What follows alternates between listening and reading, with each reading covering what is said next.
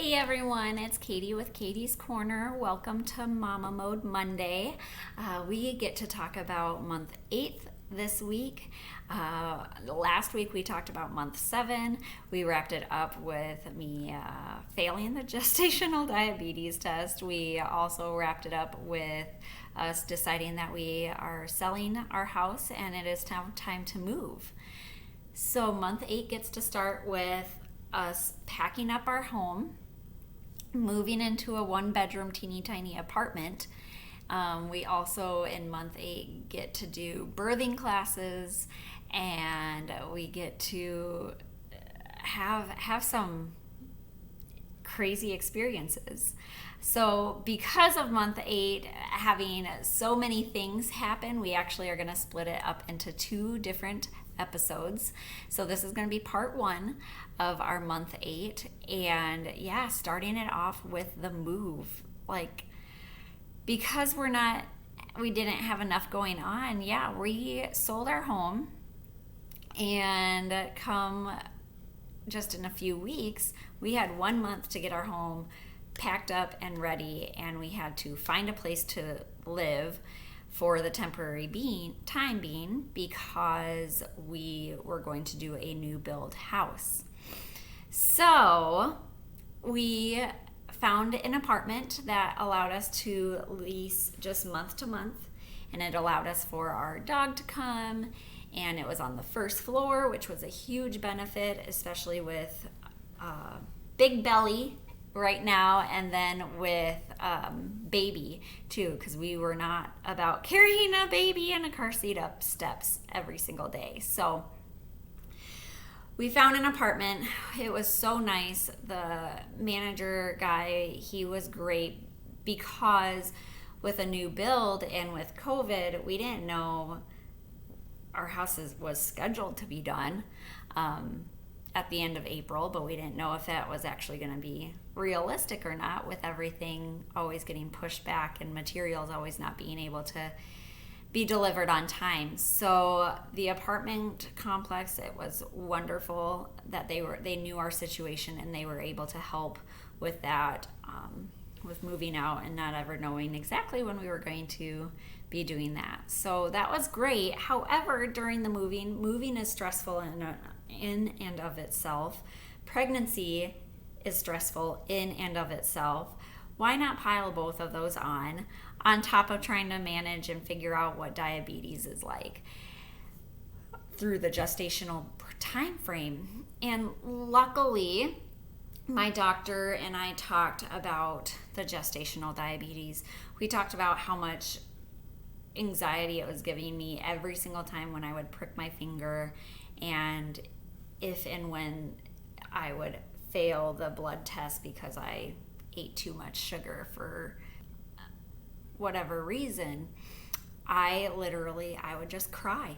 I would cry every single time that number was over 140. And it doesn't matter if it was 141.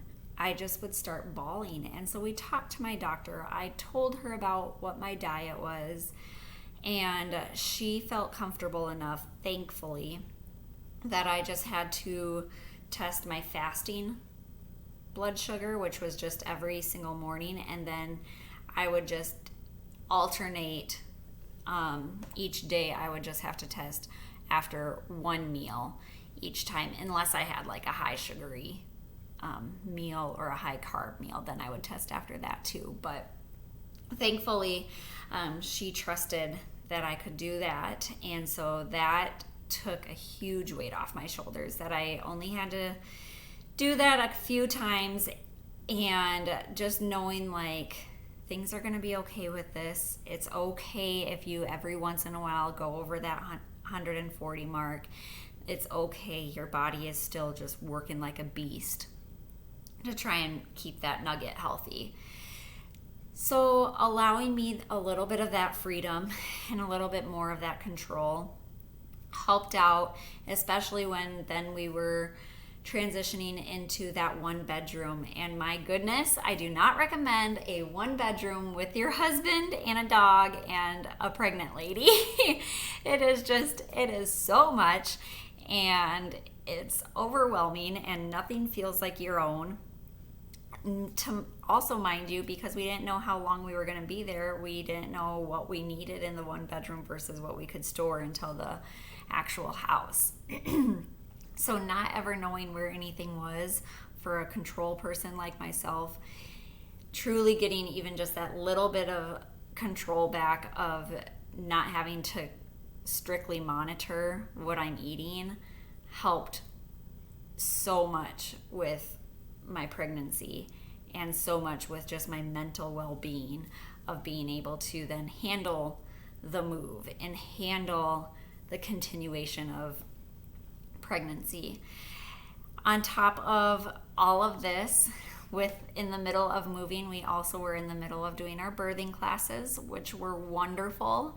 Unfortunately, we couldn't do it in person because of COVID, but we were able to do it all online, which, looking back, actually I think was huge because we had so much going on in our lives. It allowed us to really move at our own pace. So when we needed a break from unpacking, we did a birthing class, and that allowed us to actually truly engage with the birthing class instead of feeling like, oh, let's just do it. We were able to actually truly engage and concentrate on it because we were taking a mental break from packing or unpacking. We could engage with the birthing class. However, after we got done with our birthing classes, I got the huge case of crabbies. That's what I call it. Whether it was hormonal or it was legit or any of that, my husband, unfortunately, he lost a family member right after the move, right after we got done with the birthing classes. Then he had to go and attend a funeral.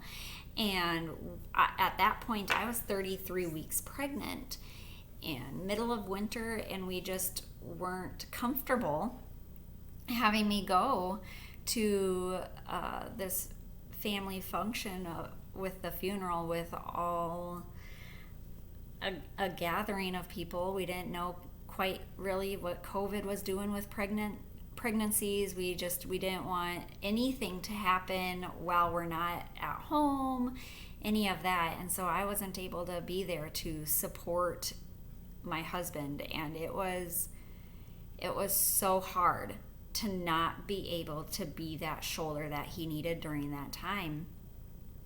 And when you put that in with all other emotions and exhaustion of moving and just pregnancy and everything, I had lost it, you guys. I could not get out of this funk of feeling absolutely helpless. I felt helpless. I couldn't help him. I couldn't help, my babe at that time, my little nugget. I couldn't help anything with that. Anything that I would eat, I would struggle with trying to digest it in a healthy sense with the gestational diabetes and with moving. And I 100% think that is all because of all of the stress. But I lost it. I had such anger, and I was so crabby, and I was done. I was fed up with COVID.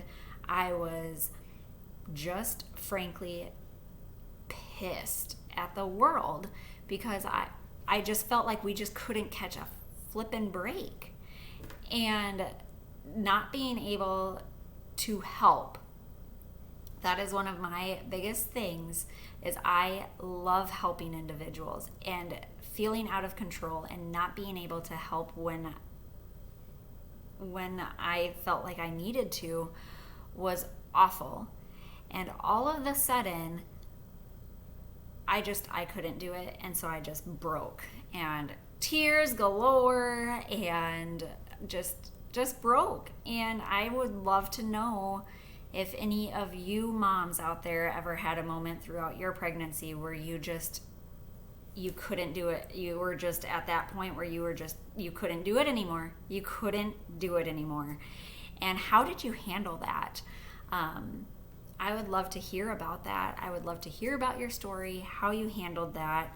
I am excited to share with you guys next week how I got through that, and how the rest of the month 8 went, because right after all of that anger and I just was breaking, all of a sudden, contractions galore. And could this be the actual birth, or could this be Braxton Hicks? We'll get to know next week on the conclusion of month 8. Until then, make sure you Make sure you subscribe to Katie's Corner channel. If you have any questions or any comments, feel free to put them in the comment section below, or email me at Katie's Coaching Corner. Corner is with a K, at gmail.com. I am so looking forward to sharing the rest of my story with you guys next week. We will catch you then on Mama Monday. Take care. Bye-bye.